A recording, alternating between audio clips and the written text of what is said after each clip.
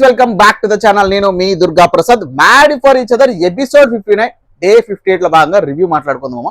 మాట్లాడుకునే ముందు నా సైడ్ నుంచి ఒక రిక్వెస్ట్ మామ, మన వీడియోస్ అయితే అందరూ బాగా చూస్తున్నారు, కానీ లైక్ చేయడం ప్లీజ్ లైక్ చేసి ఛానల్ని ఇప్పటి వరకు ఎవరైనా సబ్స్క్రైబ్ చేసుకోకుండా ఉంటే ప్లీజ్ సబ్స్క్రైబ్ చేసుకోవడం మర్చిపోవద్దు.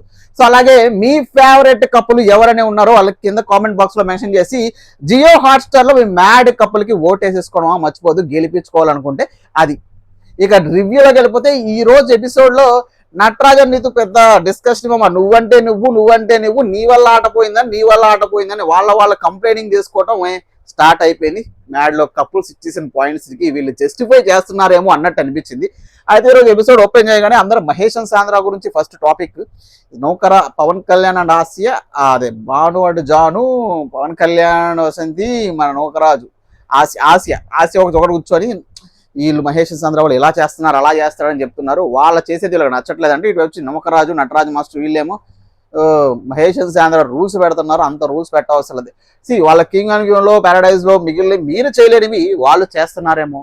వాళ్ళు ఇష్టం వచ్చినట్టు వాళ్ళు ఉంటారు. మహేష్ మోటివేషన్ ఇచ్చుకుంటాడు, అది ఓకే, అదంతా పక్కన పెట్టేసండి. అలా జరుగుతూ ఉంది.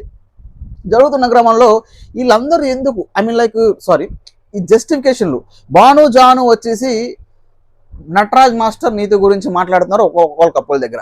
నటరాజ్ అండ్ నీతి వచ్చేసి ఎలిన్ కప్పులు ప్రతి చోట భాను అండ్ జాను అంటే స్పెషల్ గ్రడ్జ్ కనిపిస్తుంది. వీళ్ళిద్దరి మధ్య పర్సనల్ రైవల్రీ అయితే బాగా నడుస్తుందని చెప్పగలను. చూసిన ఎపిసోడ్ ప్రకారం ఈ సగం ఎపిసోడ్ లో పార్ట్ ఆఫ్ ది ఎపిసోడ్ వీళ్ళి డిస్కషన్ లో జరిగాయి. ఇక్కడ వచ్చేసి భాను అండ్ జాను మాట్లాడుతున్నారు. అప్పుడు భాను సోనియా అండ్ సిద్ధు దగ్గర మాట్లాడుతున్నారు. ఈ పాయింట్స్ కరెక్టే కదా మీరు చెప్పింది, వాళ్ళు అలాగే ఉంటారు కదా. ఎగ్జాక్ట్లీ వీళ్ళు డిస్రెస్పెక్టబుల్ స్ట్రైడ్ మెచ్యూర్డ్ కపుల్ అని చెప్పేసి మన వాళ్ళే ఇచ్చారు. ఎవరు? సిద్ధు అండ్ సోనియా. వాళ్ళు అదే డిస్కషన్. నేను ఎందుకు ఇచ్చానంటే ఇంకొక ఎగ్జాంపుల్ చెప్తాను. సిద్ధు సోనియా అంటుంది లాస్ట్ టైం అప్పుడు జడ్జెస్ హోస్ట్ ముందే నీ వల్లే షోకి రానని చెప్పని ఇలాంటి వాడు అని చెప్పేసి అందువల్ల రానని చెప్పేసి నీతో అంది. Exactly correct.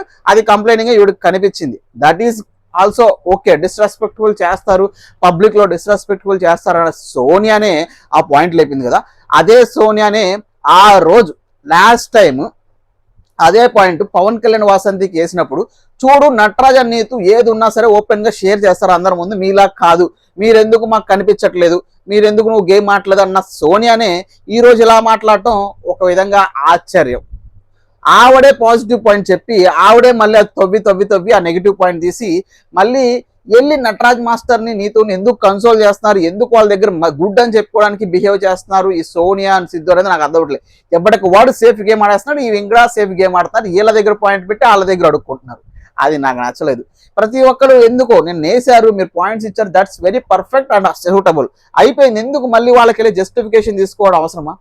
ఒక పక్క చూస్తే నటరాజ్ మాస్టర్ రెచ్చిపోతున్నాడు, మైండ్ దొబ్బిందా అని అనిపిస్తుంది. గెలవాలి, ఈసారి గెలవాలి. ఈ వారం గేమ్ లో మళ్ళీ ఏదో ఒక రచ్చ పెడతాడు నటరాజ్ మాస్టర్. అందులో రాసి పెట్టుకోండి, రాసిస్తాను. మాటకు ముందు ఆడియన్స్, మాటకు తర్వాత ఆడియన్స్, నేనేంటో చూపిస్తా, నాకేంటో తెలుసు, నేను క్రియేటివ్ డైరెక్టర్ని, నాకు తెలియదా ఈ జుజుబీ గేమ్స్. గెలవాలి, కొట్టాలి. ఏందేందో మాట్లాడుతున్నాడు స్క్రూ లూజ్ అయినట్టు పిచ్చిగా నటరాజ్ మాస్టర్. ఈ వారం కూడా ఖచ్చితంగా నటరాజ్ మాస్టర్ గొడవ పెట్టుకున్నాడు. ఆడియన్స్ పాయింట్లు ఇంకొంచెం డౌన్ అయ్యే ఛాన్సెస్ అయితే కనిపిస్తున్నాయి. అలాంటి ఛాయలే కనిపిస్తున్నాయి. మీకు కూడా అలాగే అనిపించింది మామ. అక్కడ నీతితో కొట్టాలి, ఇవాళ అలాగే కొట్టాలి. పాపం ఈవిడ వచ్చి పాయింట్ నెంబర్ 1 కన్సోల్ నెంబర్ 1 నేను చేయలేదు మాస్టర్ తప్పు అని అడుక్కుంటున్నారు మళ్ళీ వెళ్ళి పాయింట్లేసి. ఎవరు? మన అభిమానిక ఆమీర్ అభిమానిక వెళ్ళి మాస్టర్ మీరు అలా అనుకోవద్దు మాస్టర్, నేను ఇలా అన్నాను మాస్టర్, అలా కాదు మాస్టర్ ఇలా అని చెప్పుకుంటుంది. ఆయన ఏమో పిచ్చిగా మాట్లాడుతున్నాడు. నాకు తెలీదా జనాల ముందు ఎలా పోర్ట్రేట్ చేయాలా, నాకు తెలీదా, ఇలా చేయాలా అలా చేయాలా అన్నాడు చెప్తున్నాడు. గుంపుడు యుద్ధం ఇక శరణమే అంట పెద్ద డైలాగులు చెప్తున్నాడు నటరాజ్ మాస్టర్. ఏం చెప్తున్నాడో అడిగేదానికి, ఈయన చెప్పేదానికి, ఈమె ఎందుకు అడిగింది, ఆయన ఎందుకు చెప్తాడు, పిచ్చిగా మాట్లాడుతున్నాడు.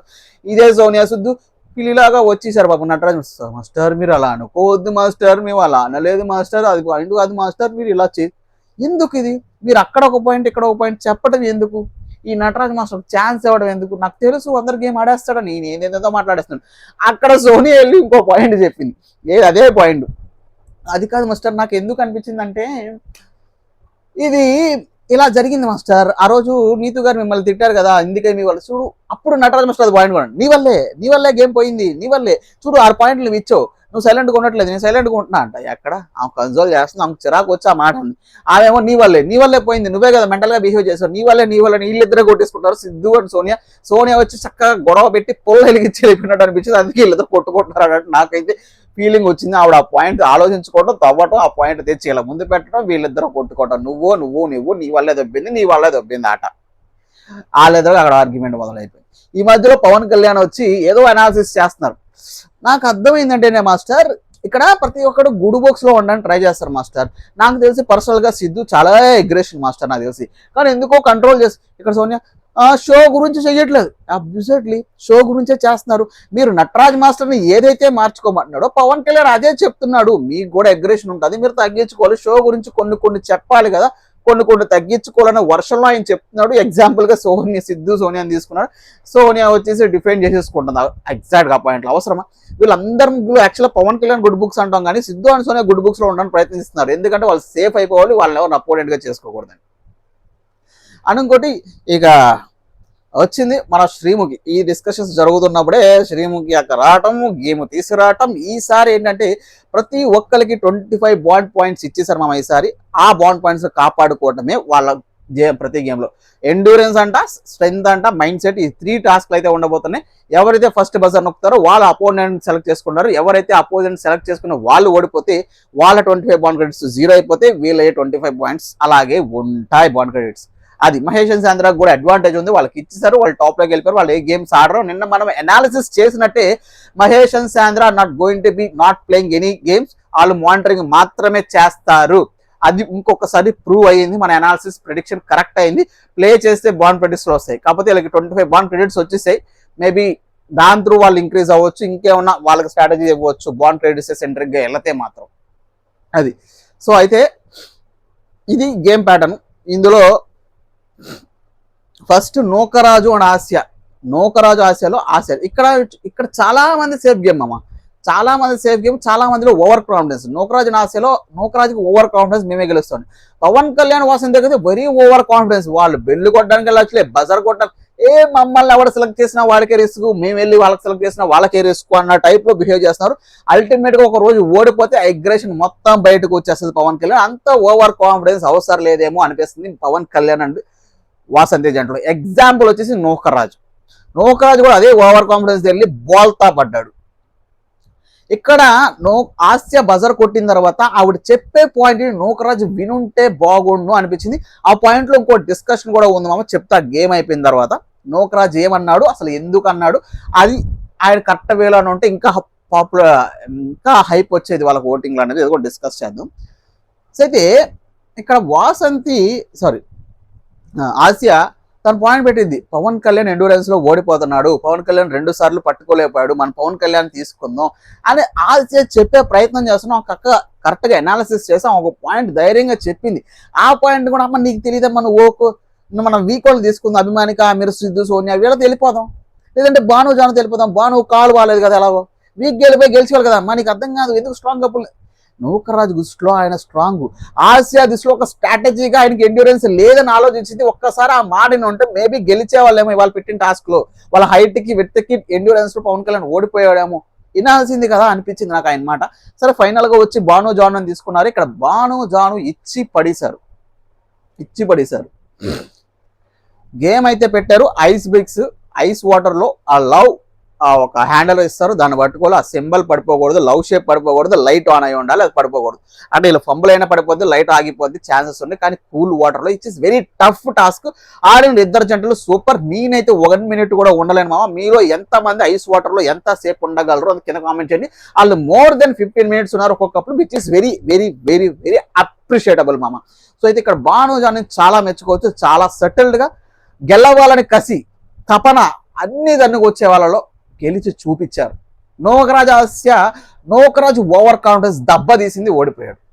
ఈవెన్ ఐస్ బ్రిక్స్ మహేష్ వాళ్ళ దాంట్లోనే వేస్తున్నాడు, భానుజాను దాంట్లో నూకరాజుకి ఒక్కటే వేసాడు.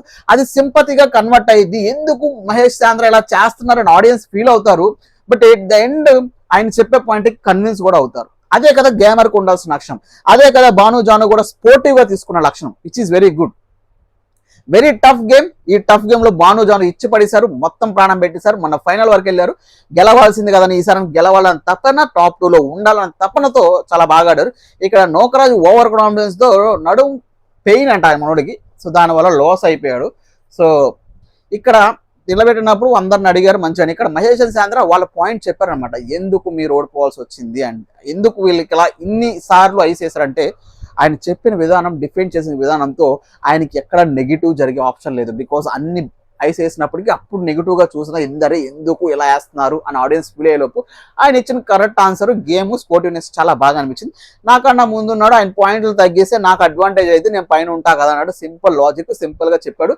అది మన భాను కూడా అప్రిషియేట్ చేశాడు, జడ్జి కూడా అప్రిషియేట్ చేసింది. ఎగ్జాక్ట్లీ బాండ్ రేట్స్ దృష్టిలో పెట్టుకొని మహేష్ చంద్ర గేమ్లో లేకపోయినట్టు గేమ్ నడిపిస్తూ గేమ్ ఆడే ప్రయత్నం చేస్తారు, which is very very good అని నాకు అనిపించింది. వాళ్ళకు కూడా అదే అనిపించింది. నోకరాజ్ ఆసియా కొంచెం కష్టపడాల్సిందని చెప్దాం, గట్టిగా చెప్దాం. అదే ఈ రోజు గేమ్లో నోకరాజ్ అండ్ ఆసియాలో ఆసియా తప్పు చేస్తుంటే నోకరాజ్ పిచ్చ తిట్లు తిట్టేవాడు. ఏంటమ్మా నీకు చెప్పా కదా, పట్టుకోవచ్చు కదా అమ్మా, సరిగ్గా పట్టుకోలేము, నీకు అదే చెప్పా అంటాడు. డామినేషన్ ఎక్కువ అయిపోయింది. కానీ ఇక్కడ రివర్స్ అయింది. మీరు ఎంతమంది అగ్రీ చేస్తారమ్మా, ఈ రోజు ఆడిన గేమ్లో ఆసియా కనుక తప్పు చేస్తుంటే నోకరాజ్ అగ్రెసివ్ అయ్యేవాడు ఆసియా మీద. అవునా కాదా కింద కామెంట్లో మెన్షన్ చేయండి. కానీ అక్కడ ఉంది ఆసియా కాబట్టి నీట్గా తప్పు అతని వైపు ఉన్నా సరే కూల్గా సరే ఓడిపోయాం అంతే, తను పట్టుకోలేకపోయాడు, తనకు పెయిన్ ఉందని. యాక్చువల్గా తనకు పెయిన్ ఉందని కూడా ఆసియా, నోకరాజ్కి పెయిన్స్ ఉన్నాయని కూడా ఆసియాకి తెలియదు, విచ్ ఈస్ వెరీ బ్యాడ్. అది నాకే కొత్తగా అనిపించింది. చూసి ఆడియన్స్ కూడా షాక్ అవుతారు, నీకు పార్ట్నర్కి ఏం పెయిన్ ఉందో నీకు తెలియకపోవడం ఏంటి అంటే. ఇక్కడ వీళ్ళిద్దరి మధ్య ఎంత డిస్టెన్స్ ఉన్నది మనం అర్థం చేసుకోవచ్చు. ఏమంతా అయిపోయిన తర్వాత రూమ్లో చెప్తాడు, ఏడుస్తాడు, సారీ అమ్మా నాకు ఈ బ్యాక్ పెయిన్స్ ఉన్నాయి, నాకు ఇట్లా.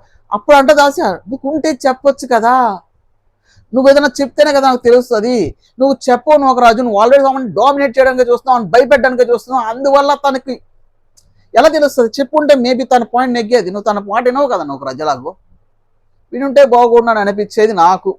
మీరేమంటారు మామ, అవునా కదా కింద కామెంట్లో చేయండి. ఇక్కడ ఈ పాయింట్ ఎందుకు స్ట్రెస్ చేస్తానంటే, ఏదైతే నోకరాజు అన్నాడో నాకు పెయిన్స్ ఉన్నాయి, పెయిన్స్ వల్ల నేను ప్రతి గేమ్లో పంపిస్తున్నానమ్మా, నువ్వు బాగా ఆడగలవు, ఎండ్యూరెన్స్లో అట్లా పట్టుకోగలవు, నాకు హ్యాండ్ పెయిన్ కానీ బ్యాక్ పెయిన్ కానీ ఉన్నాయి, అందువల్ల ఆడలేకపోతున్నాను. ఇదే పాయింట్ మొన్న లవ్ గురు పెట్టిన టాస్క్లో మిగిలిన కప్పులు నువ్వు ఆసియాని అలాగే కొంతమంది గ్రూప్ ఆఫ్ పీపుల్ కూర్చొని వసంతి కానీ భాను కానీ జాను కానీ వీళ్ళు కూర్చొని మాట్లాడుకున్నారు. బండ టాస్క్లు ఉన్నప్పుడల్లా జానునే పంపిస్తాడు, ఆసియానే పంపిస్తాడు. స్మార్ట్ గేమ్లు మాట్లాడేదంతా నోకరాజే మాట్లాడతాడు, అక్కడ పంపించవచ్చు కదా, అతను రావచ్చు కదా అని వీళ్ళు వేసారు ఒక ముద్ర. దీన్ని ఆయన ఏం డిఫెండ్ చేసుకున్నాడు వీక్నెస్ పాయింట్లో. మీరు అందరూ అంటున్నారు ఆసియానే పంపిస్తున్నాను, ఆసియా ఎందుకు పంపిస్తున్నానంటే తను 2-3 గేములు చూసా కాబట్టి, తను ఆడగలుగుతుంది కాబట్టి పంపిస్తున్నానని చెప్పావు, కానీ అలాంటి ఎలివేషన్ ఇవ్వకూడదు బ్రదర్. ఎస్ నేను ఆసియాని పంపిస్తున్నా, ఎందుకు పంపిస్తున్నా, నాకు బ్యాక్ పెయిన్ ప్రాబ్లం, నాకు హోల్డర్ పెయిన్ ప్రాబ్లం, స్ట్రెంగ్త్లో ఎండ్యూరెన్స్లో నాకన్నా నా భార్య టఫ్, నా పార్ట్నరే స్ట్రాంగ్ అని చెప్పుంటే వేరే లెవెల్ ఎలివేషన్ వచ్చేది నోకరాజుకి. నువ్వు తన్ని బాగా ఎలివేట్ చేసి ఉంటే తను అది ఇంకా చాలా హ్యాపీగా ఫీల్ అయ్యేది, తను ఇంకా నిన్ను కన్సోల్ చేసేది, ఇంకొంచెం ప్రేమ పెరిగేది, ఆడియన్స్ దృష్టిలో కూడా నువ్వు ఒక మెట్టు ఎదికేవాడివి. నువ్వు ఆ రోజు ఆసియా ఆట చూసి పంపిస్తున్నాను, ఆసియాకి అంత తెలివి లేదు, ఆసియాకి అంత బుద్ధి లేదు అన్నాడు. ఈ రోజు నువ్వు ఒప్పుకున్నావు, అది ఆ రోజు చేసి ఉంటే నీ మీద గౌరవం పెరిగేది, ఆడియన్స్ దృష్టిలో నీకు ఓట్లు పెరిగాయి. ఆడియన్స్ మీకు ఇది కరెక్టా కాదనిపించింది. ఆ రోజు మాట్లాడిన నోకరాజు, ఈ రోజు మాట్లాడిన నోకరాజు ఎంత డిఫరెన్స్ గమనించారు, అవునా కాదా కింద కామెంట్ బాక్స్లో మెన్షన్ చేయండి. ఒక్కళ్ళ మధ్య ఒకళ్ళ కంపాటబిలిటీ ఎంతో, కమ్యూనికేషన్ కూడా లేదని ఈ రోజు ప్రూవ్ చేశాడు. డామినేషన్ పూర్తిగా నోకరాజు వైపు ఉందని ఈ రోజు ఇంకా ప్రూవ్ చేశాడు. వీక్నెస్. సో ఇవైతే డిస్కషన్ జరుగుతున్నాయి. మిగిలిన భాను జాను అయితే ఇక నటరాజ్ మాస్టర్ అంతే, ఆయన మనల్ని వదిలాడో, ఆయన దొబ్బుతూనే ఉంటాడు, ఇంక వదిలే, ఆయన మైండ్లో ఆయన స్ట్రాంగ్, ఆయన ఏదో ప్లే చేస్తున్నాడు. ఈ గేమ్లో కూడా గేమ్ ఆడేటప్పుడు గేమ్ స్పిరిట్ లేదు నీకు అని నటరాజ్. ఇంకో విషయం, ప్రతి ఒక్కరు ఇద్దరిని బ్యాలెన్స్ చేయడం, ఏదో చెప్పడం మెయిన్, వాళ్ళ గురించి ఇలాగే చూడాలి, ఓడిపోవాలని కసితోనే ఉన్నారు నటరాజ్ అనేది. పైకి మాత్రం ఎందుకు బటర్ సేఫ్ గేమ్లో ఆడటం, అలా పేరు ఎత్తుగా తెచ్చుకుంటున్నారు పర్సనల్ గ్రడ్జ్. భాను అండ్ జానికి అయితే అంత గ్రడ్జ్ లేదు అని నేను అన్నాను, వీళ్ళకి ఉంది, ఎందుకు వీళ్ళు మన మీద పడుతున్నారు అనే పాయింట్లో ఉన్నారు, కానీ వీళ్ళు అందరి దగ్గర మాట్లాడుతున్నారు. ఈవెన్ జాను కూడా వెళ్ళి వసంతి పవన్ కళ్యాణ్ ఎందుకు సేఫ్ గా ఆడినప్పుడు మీరు వేయించుకున్నారు పాయింట్లు, సేఫ్ గేమ్ ఆడినప్పుడు వేయించుకోదారు, ఆయన సేఫ్ గేమ్ ఆడతారు కానీ వీళ్ళు వదిలేశారు పవన్ కళ్యాణ్ సేఫ్లు ఆడుకుంటా ఉంటారు. అలాగే గ్రూప్ లో కూడా డిస్కషన్ చేస్తున్నాడు భాను సోనియా సిద్ధు గురించి, గ్రహించాడంట ఏ పాయింట్లు దొరకట్లేదంట, బేస్మెంట్ అన్ని ఉంచిన తర్వాత మాట్లాడతాడంట. ఎగ్జాక్ట్లీ అబ్జర్వ్ చేయడం మంచిదే, ఎందుకంటే సిద్ధు అని సోనియా చేసేది అదే, అక్కడక్కడ పాయింట్లు ఏరుకుంటూ వస్తారు, వీళ్ళ దగ్గర వీళ్ళ మాట్లాడతారు, వాళ్ళ దగ్గర వాళ్ళ మాట్లాడతారు, వీళ్ళ దగ్గర గుడ్ బుక్స్ లో ఉండడానికి వీళ్ళ దగ్గర మంచిగా ప్రయత్నిస్తారు, వీళ్ళ దగ్గర గుడ్ బుక్స్ లో ఉండడానికి వీళ్ళ దగ్గర మంచిగా ప్రయత్నిస్తారు. వాళ్ళ పాయింట్లు కాపాడుకోవడానికి ఇలాంటి సేఫ్ గేమ్ ఆడుతూ ఉంటారు సిద్ధు అండ్ సోనియా, అసలైన గేమ్ మాత్రం ఆడరు అని నాకు అనిపించింది ఈ రోజు ఎపిసోడ్ చూసిన తర్వాత. ఇది మామ ఇవాళైతే ఇలా జరిగింది. అయితే రాబోయే ఎపిసోడ్ లో నటరాజ్ మాస్టర్ గారి ఇంకొంచెం వరస్ట్ బిహేవియర్ చూసే ఛాన్సెస్ కనిపిస్తున్నాయని నాకు అనిపిస్తుంది. ఈవెన్ నీతు గారిలో చూసినా ఆశ్చర్యపోవసరం లేదు, ఈవెన్ వీళ్ళిద్దరూ గొడవపడినా ఆశ్చర్యపోవసరం లేదేమో అనిపిస్తుంది. మీలో ఎంత మందికి గొడవ జరగబోతుంది అని అనిపిస్తుందో కింద కామెంట్ బాక్స్ లో మెన్షన్ చేయండి మామ. నటరాజ్ మాస్టర్ ఓవర్ యాక్షన్, గేములు గెలవాలని తపన మాటలు తప్పించి చేతల్లో కనిపించట్లేదని నా ఫీలింగు. ఇది ఇవాళ జరిగిన ఎపిసోడ్ అమ్మ. అయితే మన మ్యాడ్ కపుల్ కూడా మాట్లాడుకోవాలి కాబట్టి మాట్లాడుకుందామమ్మా. ఇప్పటి వరకు ఇంకా ఎవరైనా లైక్ చేయకపోతే లైక్ చేసి, ఇంకా మామ సబ్స్క్రైబ్ బటన్ కిందే ఉంటుందమ్మా, సబ్స్క్రైబ్ చేసేసి బెల్ ఐకాన్ ఆన్లో చేసుకున్నాం ప్లీజ్, మర్చిపోద్దు ఓకేనా. సో మన మ్యాడ్ కపుల్ విషయానికి వచ్చేస్తే ఈ రోజు చూసిన ఎపిసోడ్ ప్రకారం ఇస్తాము. మ్యాడ్ కపుల్ అనేది ఏదో మన ఫేవరెటిజం లేదు, ఏమీ లేదు. ఈ రోజు ఎపిసోడ్ లో ఎవరు హైలైట్ అయ్యారు, ఎవరు బాగా ఆడారు, ఎవరు బాగా మెచ్యూర్డ్ గా ఉన్నారు, ఆ పాయింట్స్ బేస్ చేసుకొని నేను ఇస్తాను, నాకు కనిపించింది, నా ఫీలింగ్ చెప్తాం. మీ మ్యాడ్ కపుల్ కింద కామెంట్ బాక్స్ లో మెన్షన్ చేయండి. నా మ్యాడ్ కపుల్ అయితే వీళ్ళు మామ భాను అండ్ జాను మామ. ఎందుకు ఏంటనేది రీజన్స్ కూడా నేను చెప్పుకుంటామా, మీ రీజన్స్ కామెంట్ లో చెప్పుకోండి. నా రీజన్స్ వచ్చేసి ఈ రోజు వాళ్ళు గేమ్ ఇచ్చి పడేశారు. ఆవిడకి water phobia, I mean like అంత ఐస్ వాటర్ లో ఉండలేకపోయినా వెళ్ళగానే అమ్మో ఇంత కూల్ ఉన్నాయన్నా సరే చాలా టాలరెన్స్ తో ఎక్కువసేపు ఉండటం ఒక వ్యక్తి అయితే, వాళ్ళు గేమ్ ను మార్చడానికి ట్రై చేస్తున్నారు. పవన్ కళ్యాణ్ తనకన్నా టాప్ ఉన్నాడు, తను ఎలా అందుకోలేదని మ్యానిపులేట్ చేస్తూ వేరే వాళ్ళకి డైవర్ట్ చేస్తున్నాడు పవన్ కళ్యాణ్. భాను జానుని చేసే ప్రయత్నంలోనే ఎక్కువ ఉన్నాడు. అది ఇంకోటి చాలా కామన్ కంపోజ్డ్ గా మెచ్యూర్డ్ గా బిహేవ్ చేస్తున్నారు. అందుకని నాకు వచ్చేసి ఈ భాను అండ్ జానమ్మ. మరి మీ మ్యాడ్ కపుల్ ఎవరైనా కింద కామెంట్ బాక్స్ లో మెన్షన్ చేయండి. అండ్ నెక్స్ట్ వీడియో ఉంటాము. బై.